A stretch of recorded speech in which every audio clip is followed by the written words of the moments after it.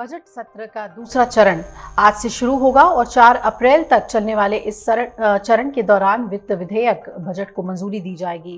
हालांकि सबकी निगाहें जो हैं वो वक्फ संशोधन विधेयक पर होंगी, जिसे केंद्रीय मंत्रिमंडल ने मंजूरी दे दी है। आपको बता दें, वक्फ विधेयक को इस चरण में पास करने के लिए सरकार ने सहयोगी दलों से बातचीत की प्रक्रिया शुरू कर दी है और इसके अलावा सरकार की योजना पिछले चरण में पेश किए गए आयकर विधेयक को भी कानूनी रूप देने की है। सत्र के दौरान द्रमुक समेत दक्षिण भारत के दलों ने लोकसभा परिसमन के मुद्दे को तूल देने की घोषणा कर दी है। इस सत्र के दौरान सरकार की कोशिश दोनों सदनों में 35 लंबित विधेयकों को पारित कराने की है। फिलहाल राज्यसभा में 26 और लोकसभा में 9 विधेयक लंबित हैं और इनमें से सरकार की प्राथमिकता सूची में आपदा प्रबंधन संशोधन, रेलवे संशोधन, आव्रजन और विदेशी विधेयक, बैंकिंग लॉ संशोधन विधेयक को पारित कराने की है। सरकार के सूत्रों ने जानकारी दी है कि आयकर अधिनियम 1961 की जगह लेने वाला नया आयकर विधेयक इसी सत्र में पारित हो सकता है।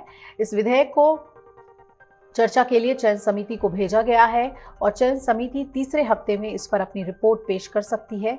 द्रमुक के लोकसभा और राज्यसभा सांसदों की बैठक में जो प्रस्ताव पारित किए गए, उनमें जोर दिया गया कि परिसमन संसद सत्र के मुद्दे का केंद्र है। द्रमुक परिसीमन के खिलाफ लड़ाई के लिए कर्नाटक और केरल सहित अन्य राज्यों के साथ समन्वय करेगी।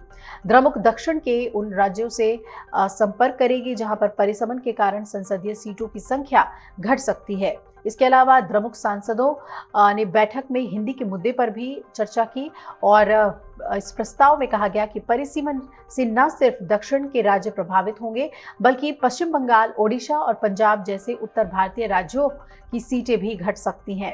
वहीं वक्फ विधेयक पर सरकार और विपक्ष दोनों ने अपनी अपनी तैयारियां कर ली हैं। इसे लेकर जेपीसी की बैठकों में भी हंगामा होता रहा है। आपको बता दें कि मुस्लिम संगठन और जेडीयू और तदपा जैसे सरकार के सहयोगी दलों पर, टीडीपी जैसे सरकार सहयोगी दलों पर दबाव बना रहे हैं वो इस विधेयक का विरोध करें। हालांकि जेपीसी की बैठक ने इन दलों ने सरकार का समर्थन किया है और संसद में इनके अलग राह लेने की उम्मीद जो है वो कम ही है, यानी कि जेडीयू और टीडीपी मुस्लिम संगठनों की सुने ऐसी उम्मीद कम ही जताई जा रही है। फिर भी विधेयक पारित होने से पहले हंगामा तय है। मुस्लिम संगठनों का आरोप है कि विधेयक के जरिए सरकार वक्फ संपत्तियों को हथियाना चाहती है।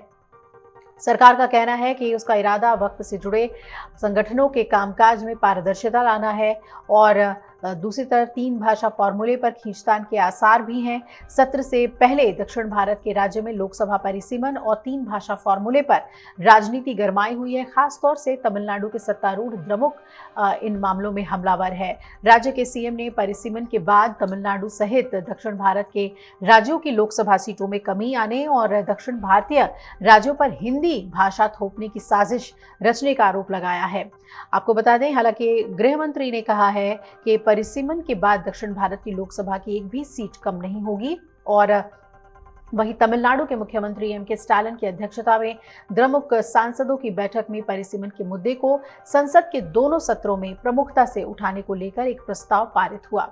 द्रमुक की मांग है कि परिसीमन होता ही है तो 1971 की जनगणना को आधार माना जाए और ये अगले 30 साल के लिए लागू हो। इसके पीछे तर्क ये दिया गया है कि दक्षिण के राज्यों ने परिवार नियोजन का सख्ती से पालन किया, जिसकी वजह से जनसंख्या को नियंत्रित करने में मदद मिली। अगर परिसीमन जनसंख्या के आधार पर होती है तो उन्हें संसदीय सीटों का नुकसान उठाना पड़ सकता है। उत्तर प्रदेश जैसे ज्यादा आबादी वाले राज्यों को इसका फायदा होगा। अगर आप ये वीडियो YouTube पर देख रहे हैं तो हमारे चैनल को सब्सक्राइब कर बेल आइकन दबाएं और Facebook पर देख रहे हैं तो हमारे पेज को लाइक करें। 8 मिलियन प्लस सब्सक्राइबर, आपके इस भरोसे के लिए बहुत धन्यवाद।